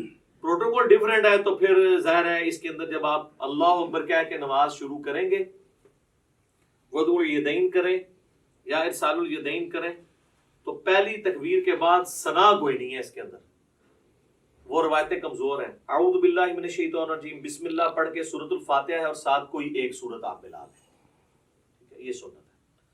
اور دوسری تکبیر جب آپ کہیں گے اللہ اکبر کہہ کے ہاتھ باندھ لیں گے، اگر ارسال الیدین کر رہے ہیں دونوں طریقے درست ہیں، اگر باندھ رہے ہیں تو آپ پھر اس حالت میں درود شریف پڑھیں گے. پھر تیسری تکبیر اللہ اکبر کہہ کے اس میں آپ دعائے جنازہ میت کے لیے پڑھیں گے، جو ابو داؤد ترمذی ابن ماجہ میں مشہور دعا ہے، اللہم اغفر لحینا و میتنا و شاہدنا و غائبنا و صغیرنا و کبیرنا، یہ والی دعا. اس کے علاوہ بھی صحیح مسلم شریف میں اور دعائیں ہیں، کوئی سی بھی آپ ایک دعا پڑھ لیں. نہیں یاد ہے ربنا آتنا فی الدنیا پڑھ لیں، رب اجعلنی پڑھ لیں، کوئی بھی دعائے معصورہ پڑھ لیں جب تک آپ کو وہ یاد نہیں. پھر چوتھی تکبیر کہہ کے آپ اللہ اکبر کہیں گے، یوں ہاتھ باندھ لیں گے اور پھر دائیں طرف ایک سلام پھیر. نماز جنازہ چونکہ مختلف ہے تو اس میں یہ بھی مختلف ہے کہ آپ نے صرف ایک طرف سلام پھیرنا ہے، السلام علیکم ورحمۃ اللہ. تابعین سے دو طرف پھیرنا بھی ثابت ہے، لیکن صحابہ اور نبی علیہ السلام سے ایک طرف ثابت ہے، دو طرف والی روایتیں کمزور ہیں. اگر کوئی پھیر لیتا ہے ہم اس کے اوپر فتویٰ نہیں لگاتے. اور بعض اوقات آپ کو کسی ایسی جگہ پہ پڑھنی پڑتی ہے نا، تو میں پھر یہ کرتا ہوں کہ جب امام دو طرف پھیر رہے ہیں نا تو میں اس کے دوسرے پھیرنے کا بھی انتظار کرتا ہوں. جب وہ دوسرا پھیرتا ہے تو میں پہلے ہی پھیر کے. یہ تو کہتے ہیں وہ جناب پہلا پھیریں گے، رینج ہاتھ کھول لینے، رینج کر لینے، اور چکر ہی نہ پاؤ، پہلے دیکھو فاتح ہی نہیں پڑھ رہے جنازے کے اندر. فاتح کے بغیر تو نماز نہیں ہوتی. صحیح بخاری میں موجود ہے کہ عبداللہ بن عباس نے بلند آواز سے نماز جنازہ میں فاتحہ پڑھی تاکہ بتایا جائے یہ سنت عمل ہے. نماز جنازہ بلند آواز سے بھی سنت ہے، آہستہ آواز سے بھی سنت ہے، لیکن عموماً جو سنت ہے سنن نسائی میں وہ سرن ہی ہے، آہستہ آواز سے. اس لیے آپ دیکھیں عرب جتنے ملک ہیں وہاں پہ آہستہ آواز میں نماز جنازہ پڑھی جاتی ہے، یعنی بلند آواز سے نہیں پڑھی جاتی. خیر یہ الگ سے ٹاپک ہے نماز جنازہ کا. یہ طریقہ ہے. صحیح مسلم میں ہے کہ نبی علیہ السلام نے ایک جنازے پہ 5 تکبیرات بھی پڑھی تھی. جب آپ 5 تکبیرات پڑھیں گے تو پھر پانچویں جو چوتھی تکبیر کے بعد سلام پھیرا تھا نا، تو چوتھی تکبیر کے بعد پھر آپ دعائیں مانگیں گے اور پانچویں کے بعد آپ پھر سلام پھیریں گے. شیعہ عموماً 5 ہی کرتے ہیں، سنی جو ہیں وہ 4 ہی کرتے ہیں. ویسے شیخ زبیر صاحب کے جنازے پہ بھی 5 ہوئی تھی اور مولانا سعد صاحب کے جنازے پہ انہوں نے وصیت کی ہوئی تھی، تکبیرات بھی 5 ہوئی تھی، سلام بھی ایک طرف پھیرا کرتا. انہوں نے وصیت کی تھی کہ ہمارا جنازہ سنت کے مطابق جس طرح حرمین میں پڑھا جا رہا ہے عرب ملکوں میں ویسے پڑھانا ہے. اس وجہ سے نہیں کہ وہاں پہ جو کچھ ہو رہا ہے وہ سنت کے مطابق ہو رہا ہے، یعنی یہ کام سنت کے مطابق. تو نماز جنازہ کا یہ طریقہ ہے. اکثر لوگ ہمارے بھائیوں کو تنگ کرتے ہیں اور نماز جنازہ ریکارڈ کریں. سر کی ریکارڈ کریں؟ یہ ہے ٹوٹل طریقہ ہے، نہ رکوع ہے نہ سجدہ ہے. اور پریکٹیکلی یعنی وہ جنازہ پڑھ کے بتانا ضروری نہیں ہے، بس پوسچر بتا دیا خود کر لیں. اور بچپن سے ہم لوگ پڑھتے آ رہے ہیں. فرق اس میں یہی ہے کہ سورۃ الفاتحہ سورت ہے، دوسری میں درود شریف نماز والا، تیسری میں دعا ہے. بہتر ہے جنازہ والی دعا پڑھیں اور چوتھی میں آپ نے سلام پھیر دینا، یا چوتھی کے بعد بھی دعا ہے، پانچویں کے بعد سلام پھیر دیں. تو یہ ہے. اس کے بعد میت کے لیے دعا ہے، قبر پہ جا کے وہاں پہ نہیں ہے اجتماعی دعا ثابت. جو بندی نہیں کرتے، بریلوی کرتے ہیں اور وہ کہتے ہیں یہ بریلوی غلط کر رہے ہیں، ثابت نہیں ہے. تو دیوبندیوں سے پوچھے جو آپ فرض نماز کے بعد اجتماعی دعا کرتے ہیں یہ بھی تو ثابت نہیں ہے، تو وہاں پھر ان کے پاس کوئی جواب نہیں ہوتا. تو دونوں ہی اپنے اپنے حصے کا غلط کام کر رہے ہیں. سنت یہی ہے کہ آپ نے سنت اذکار کرنے ہیں فرض نماز کے بعد. اور میت کے لیے ابو داؤد میں الفاظ ہیں کہ جب دفنا چکو تو اس کے لیے وہاں مغفرت کی، قبر میں سوالوں کی استقامت کے لیے دعا کرو. اور صحیح مسلم میں ڈیٹیل حدیث موجود ہے. عمر بن عاص نے تو وصیت کی تھی اتنی دیر بیٹھنا ہے میری قبر کے پاس جتنی دیر اونٹ کو نہر کر کے اس کا گوشت تقسیم کیا جاتا ہے، ایٹ لیسٹ 2 گھنٹے، کم از کم 2-2.5 گھنٹے. تو یہ سنت طریقہ ہے. یہ سارا ہو گیا جی.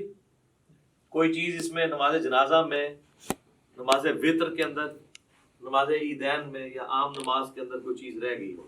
جنازے میں کوئی کسی بندے کی تکبیرات چھوٹ جائے، ہاں اس میں یہ ہے کہ جس طرح عام نماز میں تو ہمیں پتہ ہے نا کہ اگر کوئی رکعت چھوٹ جائے تو وہ رکعت پوری کرنی ہوتی ہے، تو اس میں بھی اگر آپ کی تکبیرات چھوٹ گئی نہیں ہے نا تو آپ نے تکبیرات جو ہے وہ پوری کرنی ہے. اب چونکہ اگر سرن ہو رہا ہے پھر تو آپ کو پتہ ہی نہیں کون سی تکبیر چل رہی ہے، تو آپ اپنی ترتیب سے ہی کریں. آپ یہ سمجھیں وہ آپ کی پہلی ہے، آپ سورۃ الفاتحہ پڑھ لیں، اور اگر جہرن ہو رہی ہے تو آپ اسی کو فالو کریں، اور جو رہ گئی ہے امام کے سلام پھیرنے کے بعد آپ اس کو مکمل کریں ان تکبیرات کو.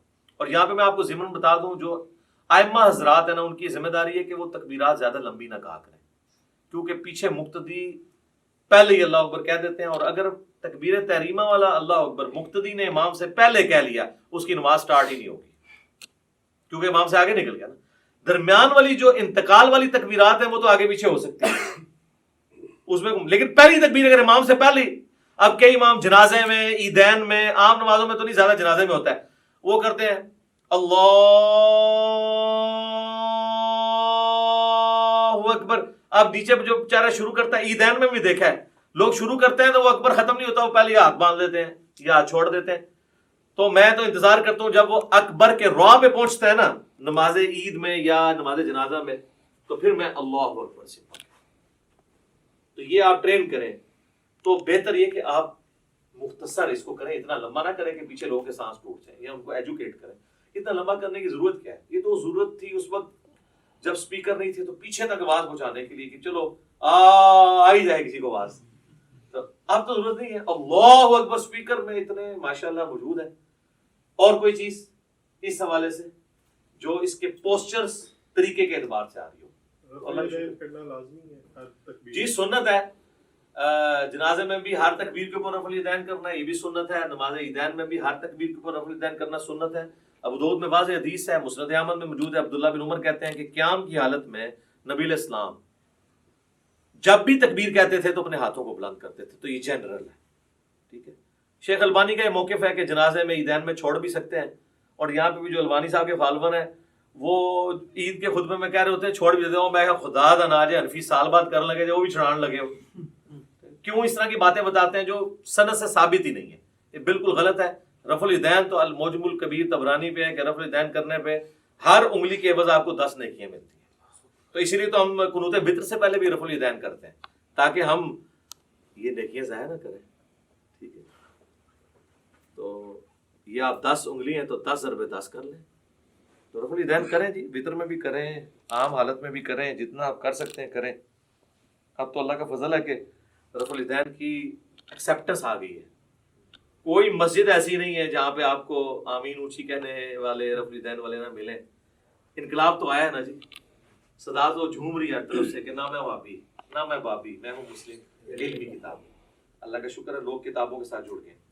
چلیں جی، یہ سارا میں نے اس لیے بیان کیا تاکہ آپ کو ایک بلو پرنٹ اس حوالے سے کلیئر ہو جائے. اور اس میں اب میں پریکٹیکلی نماز پڑھ کے آپ کو بتاؤں گا تاکہ یہ پتہ بھی چلے کہ پڑھنا کس بیچ میں کیا کچھ پڑھنا ہے. اور اس میں پوسچر اس طریقے سے بناؤں گا جو میں نے آپ کو ایجوکیٹ کی ہیں، انہی پوسچرز کے مطابق میں آپ کو لے کے چل رہا ہوں گا تاکہ آپ اس سنت کے مطابق نماز کے طریقے کے اوپر عمل کر سکیں. تو اب انشاءاللہ تعالیٰ میں پریکٹیکلی نماز پڑھ کے بتاؤں گا انشاءاللہ. اچھا میرے بھائیو، اب میں انشاءاللہ آپ کو پریکٹیکلی کم از کم 2 رکعت پڑھ کے بتاؤں گا تاکہ آپ کو پتہ چلے کہ نماز کے اندر کون کون سی تسبیحات پڑھنی ہے، ثنا کیسے پڑھنی ہے، سورۃ الفاتحہ، جو ایک کم از کم درجہ نماز کا اتنا ہونا چاہیے. باقی آپ جتنا گڑ ڈالیں گے اتنا میٹھا ہے. تو چند تسبیحات کے ساتھ میں اس کو کور کروں گا تاکہ آپ لوگ وہ چیزیں یاد بھی کر سکیں.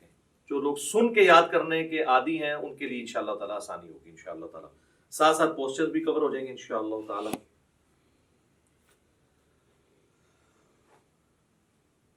اللہ اکبر. سبحانك اللهم وبحمدك وتبارك اسمك وتعالى جدك ولا إله غيرك. أعوذ بالله من الشيطان الرجيم. بسم اللہ الرحمن الرحیم الحمد للہ رب العالمین الرحمن الرحیم مالک یوم الدین إياك نعبد وإياك نستعين اهدنا الصراط المستقيم صراط الذين أنعمت عليهم غير المغضوب عليهم ولا الضالين آمين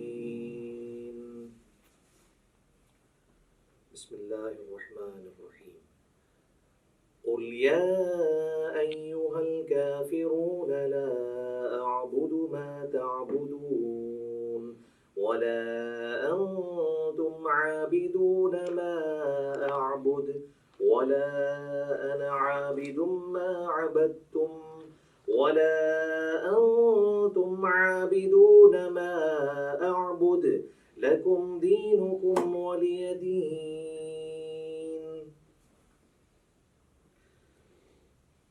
الله أكبر سبحان ربي العظيم سبحان ربي العظيم سبحان ربي العظيم سبحانك اللهم ربنا وبحمدك اللهم اغفر لي سبوح قدوس رب الملائكة والروح سمع الله لمن حمده اللهم ربنا ولك الحمد حمدا كثيرا طيبا مباركا فيه الله أكبر سبحان ربي الأعلى سبحان ربي الأعلى سبحان ربي الأعلى سبحانك اللهم ربنا وبحمدك اللهم اغفر لي سبوح قدوس رب الملائكة والروح الله أكبر رب اغفر لي رب اغفر لي اللهم اغفر لي وارحمني واهدني وعافني وارزقني الله أكبر سبحان ربي الأعلى سبحان ربي الأعلى سبحان ربي الأعلى سبوح قدوس رب الملائكة والروح سبحانك اللهم ربنا وبحمدك اللهم اغفر لي الله أكبر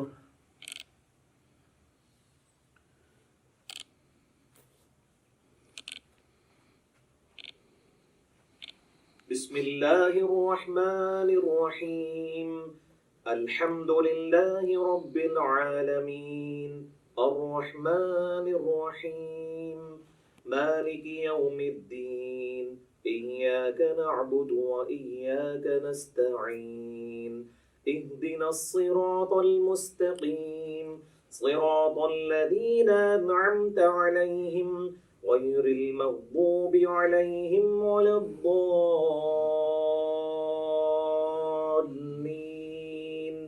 آمين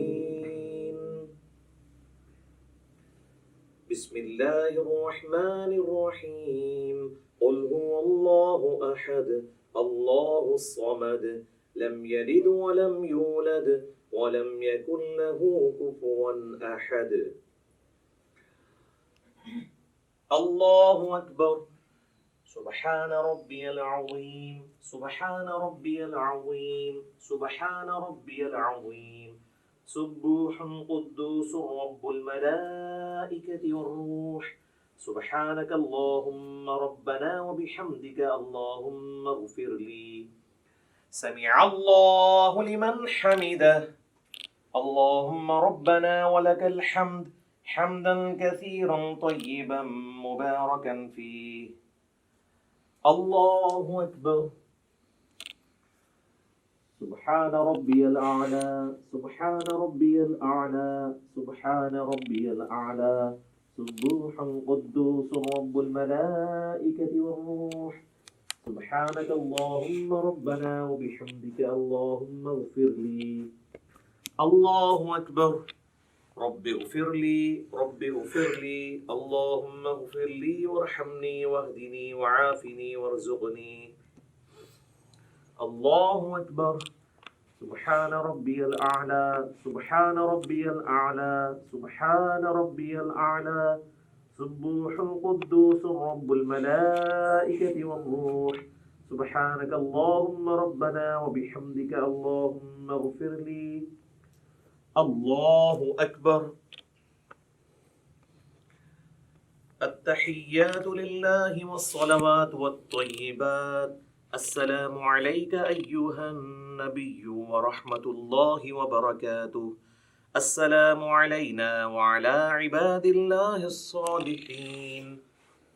اشہد ان لا الہ الا اللہ واشہد ان محمدا عبدہ ورسولہ. اللهم صل على محمد وعلى آل محمد كما صليت على إبراهيم وعلى آل إبراهيم إنك حميد مجيد. اللهم بارك على محمد وعلى آل محمد كما باركت على إبراهيم وعلى آل إبراهيم إنك حميد مجيد. اللهم إني أعوذ بك من عذاب جهنم ومن عذاب القبر ومن فتنة المحيا والممات ومن شر فتنة المسيح الدجال. اللهم ربنا آتنا في الدنيا حسنة وفي الآخرة حسنة وقنا عذاب النار. السلام علیکم ورحمۃ اللہ. السلام علیکم ورحمۃ اللہ. اللہ اکبر. السلام علیکم تبارک یا ذا الجلال والاکرام. اچھا، آپ لوگوں نے گھبرانا نہیں ہے. میں نے نماز کو اس کے اعلیٰ ترین درجے پہ پڑھا ہے. اگر آپ اس کو لوز درجے پہ پڑھنا چاہتے ہیں تو سبحان ربی العظیم 3 دفعہ کافی ہے، سبحان ربی الاعلیٰ 3 دفعہ کافی ہے، اور 2 سجدوں کے درمیان رب اغفر لی یہ پڑھ لینا کافی ہے. باقی تشہد میں آپ نے نظر اپنی انگلی پہ رکھنی ہے. ابو داؤد میں حدیث ہے نبی علیہ السلام انگلی کی طرف دیکھتے رہتے تھے. اس طریقے سے سلام پھیرتے وقت یہاں پہ یہ یعنی اس میں آپ نے اس ریجن سے باہر نہیں جانا. باقی سنن نسائی کے اندر حدیث موجود ہے کہ نبی علیہ السلام ضرورت کے تحت بغیر گردن ہلائے ہوئے آگے یعنی دائیں بائیں بھی دیکھ لیا کرتے تھے. بعض کا ضرورت ایسی پڑ جاتی ہے، نماز کا ٹائم کتنا رہ گیا جماعت کھڑے ہونے میں، تو اس کے لیے نماز میں اگر کسی نے یوں گھڑی دیکھ لی تو بالکل جائز ہے، اس میں کوئی مسئلہ نہیں ہے. یہ کوئی ایسی چیز نہیں جو نماز کو توڑ دے.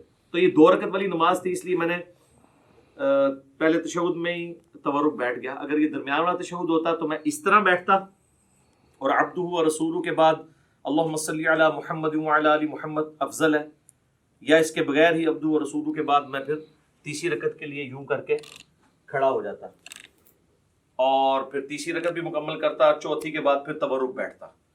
میں نے 2 رکعت اس لیے کی تاکہ آپ کو یہ پتہ چل جائے کہ بیچ میں پڑھنا کیا ہے. اب آپ آ جائیں نماز وطر کی طرف. نماز وطر میں بھی میں نے آپ کو پہلے بتا دیا کس طریقے سے پڑھنا ہے. اب اس کی جو آخری رکعت ہے وہی سب سے امپورٹنٹ ہے کہ جس میں آپ نے سورت ملانے کے بعد دعائے قنوت پڑھنی ہے. سنت یہی ہے کہ پہلی رکعت میں آپ سبح اسم ربک الاعلیٰ پڑھیں، دوسری میں قل یا ایھا الکافرون، اور تیسری میں قل ھو اللہ احد، اور قل اعوذ برب الفلق، قل اعوذ برب الناس بھی ثابت ہے. تو بہرحال فرض کیا ہم وطر کی تیسری رکعت میں پہنچ گئے ہیں، ہم نے سورت بھی ملا لی ہے. اگر ہم وضع الیدین کر کے نماز پڑھ رہے ہیں تو میں اسی سے سٹارٹ لیتا ہوں تاکہ آپ کو پتہ چلے اس کے بعد کرنا کیا ہے. بسم اللہ الرحمن الرحیم. قل هو اللہ احد اللہ الصمد لم یلد ولم یولد ولم یکن له کفوا احد. اللہ اکبر.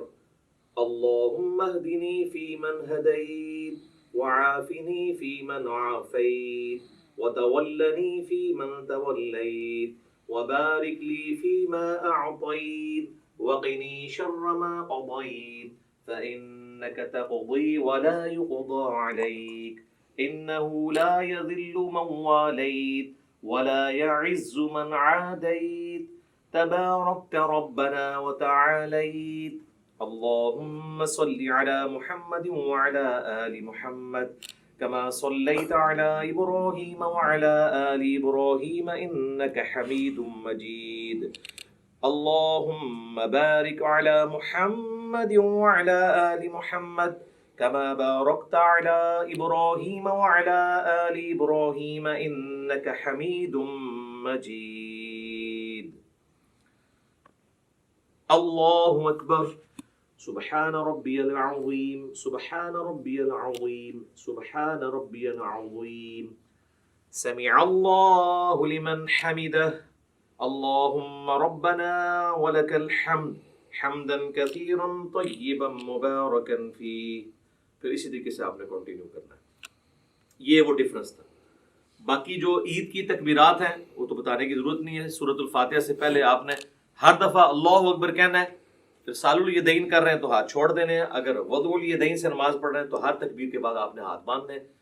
اور یہ جو 7 تکبیریں جب ہو جائیں گی، پہلی تو نماز سٹارٹ کرنے والی ہے، جو 8ویں تکبیر وہ بن رہی ہوگی جس میں آپ نے سورہ فاتحہ شروع کرنی ہے، کیونکہ 7 پہلی میں جو ہیں وہ زائد ہیں اور 5 دوسری کے اندر زائد ہیں. اب آ جائیں نماز جنازہ. وہ تو پریکٹیکلی پڑھ کے بھی بتایا جا سکتا ہے، اتنا لمبا نہیں ہے. پہلی رکعت یعنی پہلی جو اس کی تکبیر ہے، اس کے بعد اللہ اکبر کہہ کے اگر آپ وضع الیدین کر رہے ہیں تو اس حالت میں، اور ارسال الیدین کر رہے ہیں تو اس حال کے اندر آپ نے سورۃ الفاتحہ اور سورت ملانی ہے. اور دوسری میں آپ نے اللہ اکبر کہہ کے جو ہے وہ درود شریف پڑھنا ہے نماز والا. پھر اللہ اکبر کہہ کے ہر دفعہ رفع الیدین کرنا ہے. تیسری میں آپ نے جو ہے وہ دعا پڑھنی ہے، وہ میں آپ کو پڑھ کے بتا دیتا ہوں. اللہم اغفر لحینا ومیتنا وشاہدنا وغائبنا وصغیرنا وکبیرنا وذکرنا وانثانا اللہم من احییتہ منا فاحیہ علی الاسلام ومن توفیتہ منا فتوفہ علی الایمان. اللہ اکبر.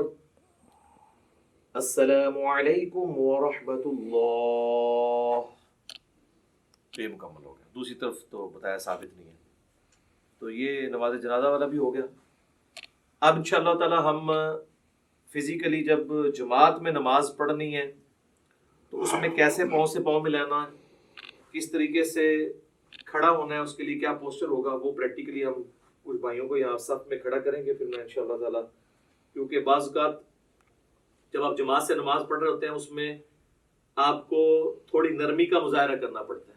اب یہ لوگ کہتے ہیں جی وہ ہاتھ پھیلا کے یوں اس طریقے سے سجدہ کرنا ہے، لیکن سر سنن ابی داؤد میں، سنن نسائی میں یہ بھی حدیث ہے کہ اپنے بھائیوں کے لیے جماعت میں نرم ہو جاؤ. جب آپ جماعت میں نماز پڑھ رہے ہوں گے پھر آپ نے یہ والا سجدہ نہیں کرنا.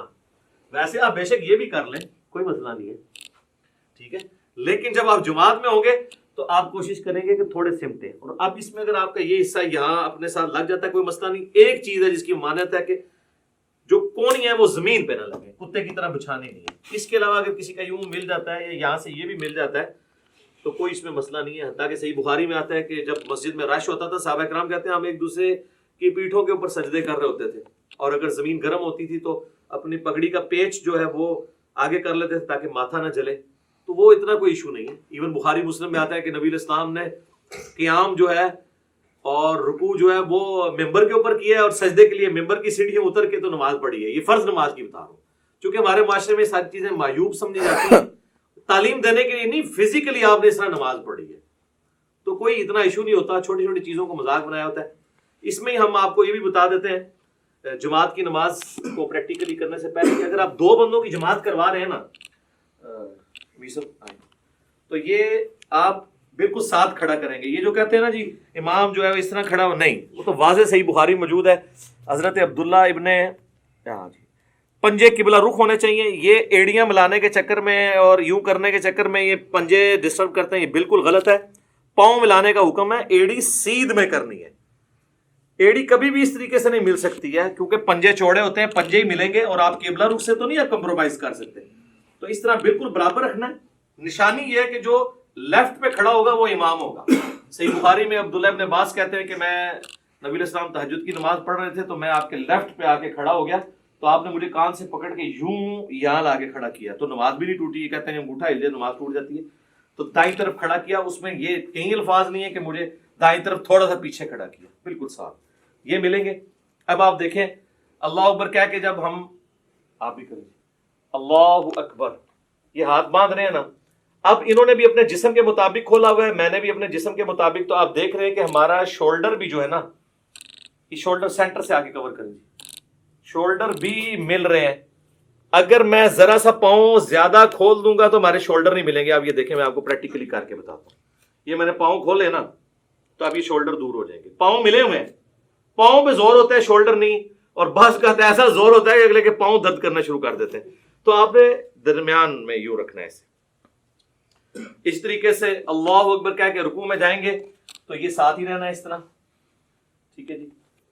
اور اب مسئلہ آئے گا جب ہم نے تورک بیٹھنا ہوگا. تو اب آپ دیکھیں جب ہم سمیع اللہ لمن حمیدہ ربنا ولک الحمد کہہ کے ہم جاتے ہیں سجدے کے بعد, جب ہم تورک بیٹھنے لگیں گے نا, اگر ہم نے اتنا کھولا ہوا ہے نا, اگر میں تورک نہیں بیٹھوں گا یہ تورک کبھی بھی نہیں بیٹھ سکتے, کیونکہ یہ میرے اوپر ہی آگے گر جائیں گے, کیونکہ ایک اینگل پہ شفٹ ہوتے ہیں. تو آپ دیکھیں میں آپ تورک بیٹھنے لگوں, یہ بھی بیٹھیں گے, یہ دیکھیں خود بخود اینگل سیٹ ہو گیا. اگر آپ ذرا دوسری طرح بیٹھیں, میں ایسے ہی بیٹھا رہوں اور اب آپ تورک بیٹھیں تو یہ میرے اوپر ہی آگے گریں گے. میں نے اب کیا نماز پڑھنی ہے؟ ایک بندہ بھی تورک چھوڑ دے. اچھا کئی لوگ وہ جماعت سے لیٹ ملتے ہیں, وہ کہتے ہیں ہماری تو درمیان والی رکعت ہے, ہم نے تورک کیوں بیٹھنا ہے؟ بھئی جب آپ امام کے پیچھے ہیں نا تو اب آپ اس جماعت کو فالو کریں. پھر یہ بھی پوچھ رہے ہوتے ہیں جی امام کی تیسری ہے ہماری دوسری, ہم رفع دین کریں یا نہ کریں؟ بھئی امام کر رہے تو آپ کریں گے, اس لیے کہ آپ اپنی پہلی رکعت میں تشہد بیٹھتے ہیں کیا؟ نہیں. لیکن جب امام کے ساتھ آپ دوسری میں آ کے بیٹھتے ہیں تو آپ کی وہ پہلی ہوتی ہے, لیکن آپ امام کی وجہ سے تشہد بیٹھ جاتے ہیں, تو باقی چیزیں بھی امام کے مطابق فالو کریں, یہ بہتر طریقہ ہے.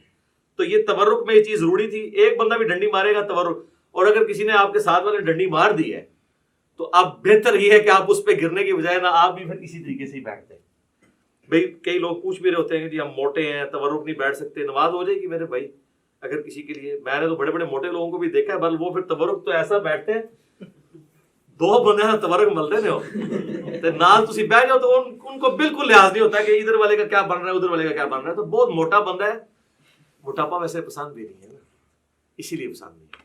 تو وہ یہ تورک, آپ جب تک آپ تورک آسانی سے بیٹھ رہے ہیں تو آپ سمجھ لیں آپ سمارٹ ہیں, یہ آپ کا چیک پوائنٹ ہے. جیسا میں کہتا ہوں نماز کی 3 بریکیں ہیں, ایک رفع الیدین, رفع الیدین نہ ہو تو دڑا دڑا آپ پڑھیں گے. دوسرا جلسہ استراحت کہ آپ نے دوسری رکعت میں اٹھنے کے لیے دوسرے سجدے کے بعد بیٹھ کے اٹھنا ہے. اور تیسرا آپ جو سجدے میں جانے سے پہلے ہاتھ لگاتے ہیں, جو لوگ ہاتھ نہیں لگاتے ڈائریکٹ جاتے ہیں وہ تو بڑی تیزی سے پڑھ رہے ہوتے ہیں. یہ دیکھیں نا آپ جس نے ہاتھ لگانا ہے اس نے تو پہلے ایسے کرنا ہے. یہ 3 بریکیں نماز کی اللہ نے رکھی ہیں جس کے سے نماز کی سپیڈ کنٹرول رہتی ہے. اب انشاءاللہ تعالی ہم چند بھائیوں کو یہاں پہ صف میں کھڑا کریں گے اور چیک کریں گے کہ صف میں کتنا پاؤں کھولیں. زیادہ کھول دیں گے تو پاؤں تو ملیں گے, شولڈر نہیں ملیں گے. اور بعض ایسے ہوتے ہیں ایک پاؤں تو انہوں نے ایسے ملایا ہوتا ہے, دوسرا اتنی دور ہوتا ہے کہ سامنے والا بندہ پاؤں جوڑتے جوڑتے ایسے ہو جاتا ہے بیچارہ, اور لت درد کرنی شروع کر دیتی ہے. تو میرے خیال ہے کچھ لوگ اب جو ہے نا ادھر سے کھڑے ہونا جی ادھر سامنے آ کے باری باری سب کو کروا لیتے ہیں نا.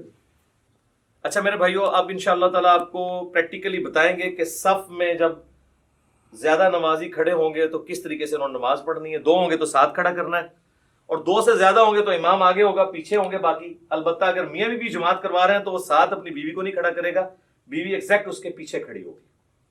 اور ترتیب یہ ہے کہ سب سے آگے جو ہے وہ مردوں کی صف ہوتی ہے, اس کے پیچھے بچوں اور غلاموں کی, اور اینڈ پہ عورتوں کی صف ہوتی ہے. تو اب یہ ہم نے صف کے اندر 1 2 3 4 5 6 7 8 9 بھائیوں کو کھڑا کیا ہے. 8 اللہ وطر ہے, وطر کو پسند کرتا ہے.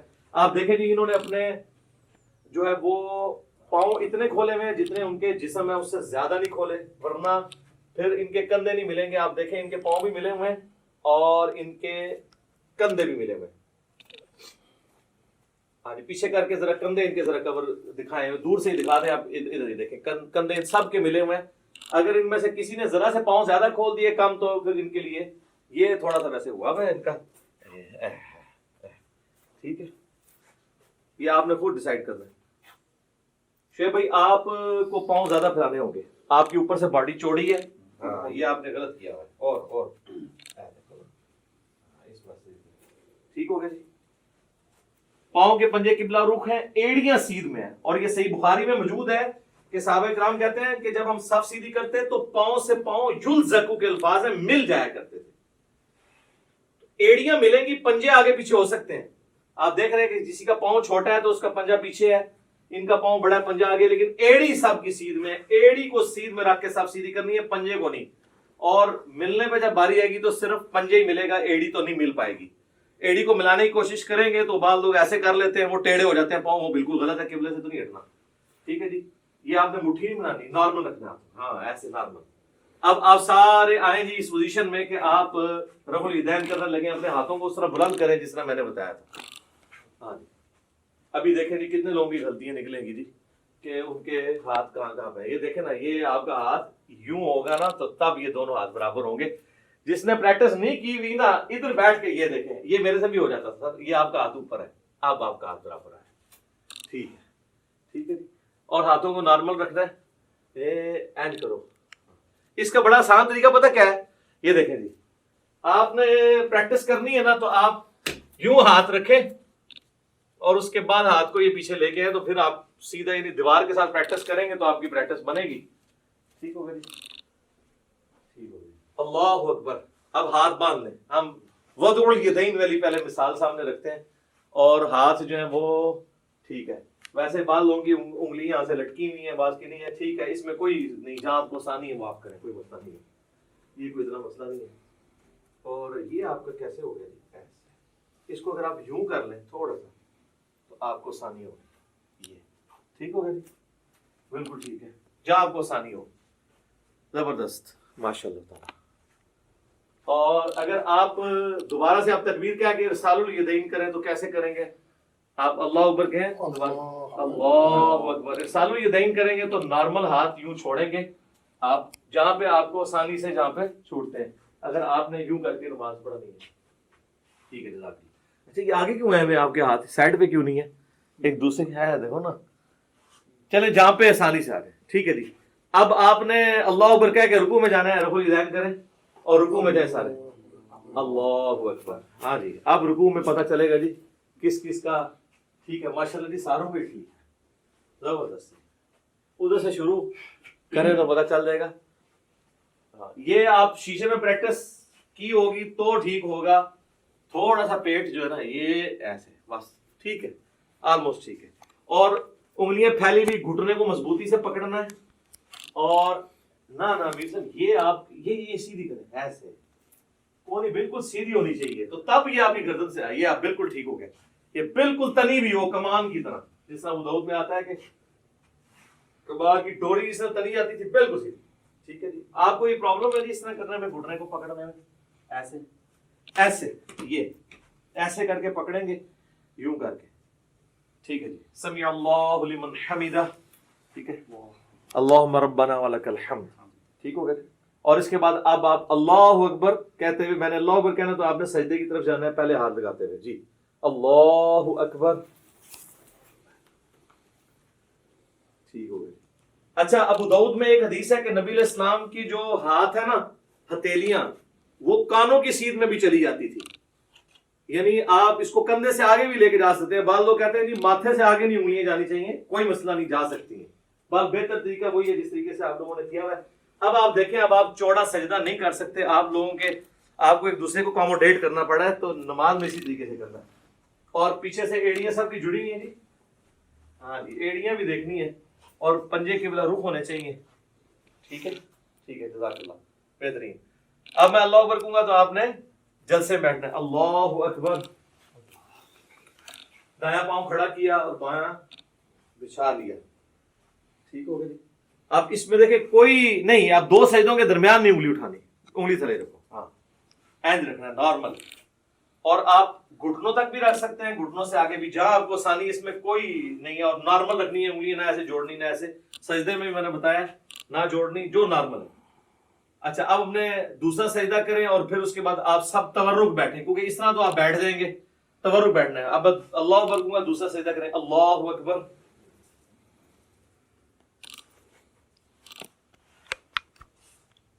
اب آپ کو اللہ اکبر پہ تورک سب کو بیٹھنا ہے.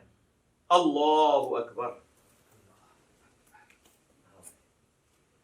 دیکھ لیجیے ہم نے پریکٹیکلی کر کے بتایا. وہ لوگ کہتے ہیں کہ جماعت میں تو تورک بیٹھے ہی نہیں جاتا. کیوں نہیں بیٹھا جاتا؟ ایک بندہ جب ڈنڈی مارتا ہے تو تورک رہ جاتا ہے. نہیں، ساروں بیٹھے ہوئے نا، دیکھیں نا سارے تورک بیٹھ کے بتا رہے ہیں.